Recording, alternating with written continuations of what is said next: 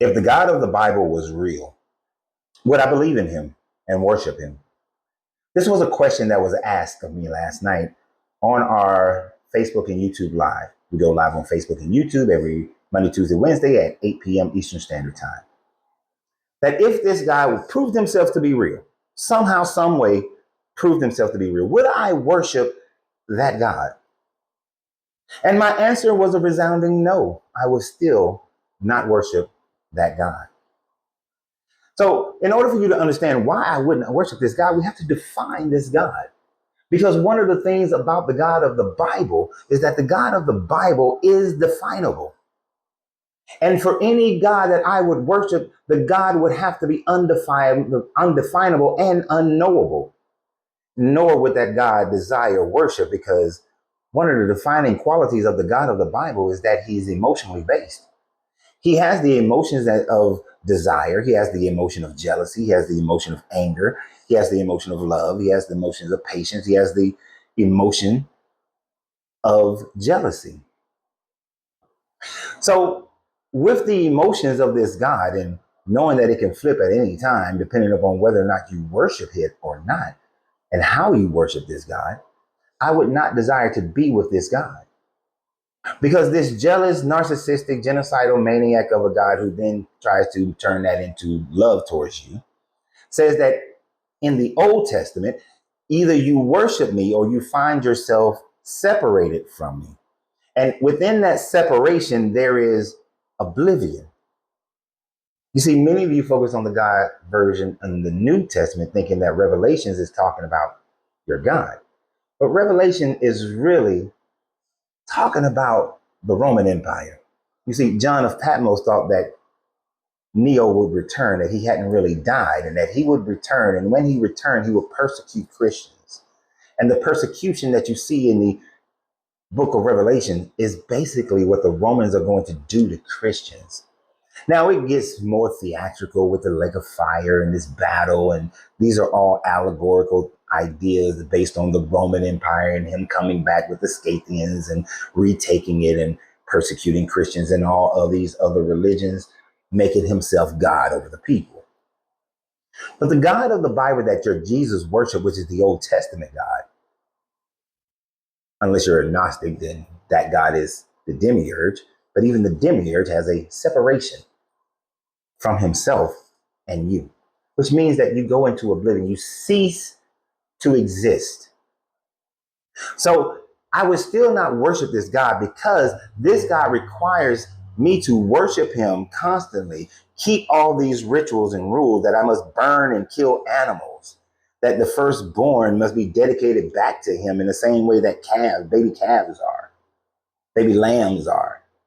So I would not want to be with this God. This is a God that says that, hey, of my enemies, those who I've chosen, who I have said are your enemies, I am going to give you power over them to genocide them, as he did with the Danites. Or if you cannot fully genocide them, then I give you the power to enslave them, to make them slaves. Any God that would be okay with slavery of any form. The one in Leviticus 25 that said that in verse 44 through 45, that of the foreigners, you may buy and your male and female slaves and pass them on as property to your generations, to your sons. This is not the indentured servitude, the debt slavery of Leviticus 25 verses 35. That's Hebrew on Hebrew. This is foreigners.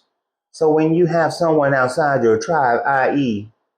a European and an African, a European and an indigenous American, or even a Roman and a British, how they enslaved them, it's all still slavery. I cannot endorse nor be with or feel comfortable with a God that would accept that.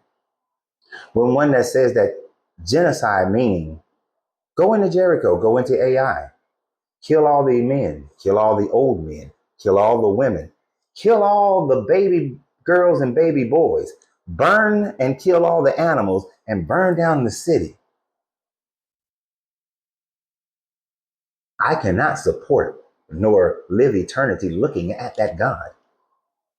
That would be like me having to sit there and live in the household of an abusive father, knowing that at any moment he may become and turn that abuse towards me, knowing that any misstep and he will imprison me, any misstep he will push me off into slavery, any misstep and he will slaughter my children, constantly living in fear of this God while he calls it love and I too must call it love. I am fully aware of who this God that is defined as. And I will not ever want to be the son of that God. I would never want to be a child of that God, to live my eternity with that God. I would rather go into oblivion, not knowing of my existence, not knowing of any existence, than to be with that God and live eternity with Stockholm syndrome. And for those of you Christians who are going to say that, no, you will be cast into this lake of fire to be tormented for all eternity. Yeah, I don't believe that. I don't accept that. There is actually no proof of that. But even if that was true, I take that over the slavery of being in the version of heaven that Revelation describes, constantly on your knees, praying, holy, holy, holy to this God while cherubim swing around. Give me torture. Or as was said by a great American, give me liberty or give me death. I will choose the death without qualms over your God. Now, if there ever was a real God, if there ever is a real God, as I said before, that God will be unknowable and undefinable. That God will not be pushed by emotions. Emotions wouldn't cause that God to create. That emotions wouldn't cause that God to destroy. That God wouldn't have a chosen people. That God would not display ideas of jealousy and anger and hatred. And he wouldn't even display love and patience. It just is. And its creation just exists. In the same way that when you dream or daydream and you create an entire universe inside your mind, the universe just exists. However fleeting it may be, the universe exists. And those beings inside of your dreams have life. They're tangible. They existed. But as fleeting as it is, although it may have been years for them, decades, generations, millions of years, it was simply a moment for you. This is the alchemical way of thinking. This is the Hermetic thought process. Now, in thinking of that, if your God really is the God who we exist in their mind, just as I create a universe in my mind, I am not the God of the universe by which I exist in. Think about that for a moment.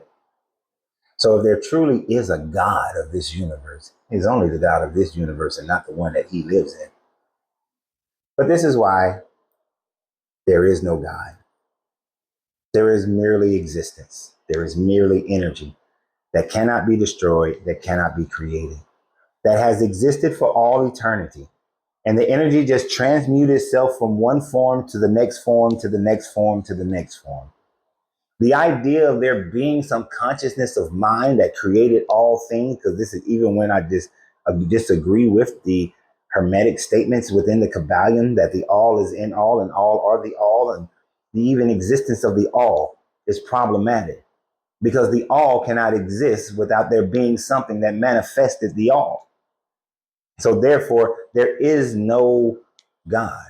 There is just energy, frequency, and matter in a constant cycle of creation, destruction, recreation, destruction, recreation, destruction, and there has never been a beginning.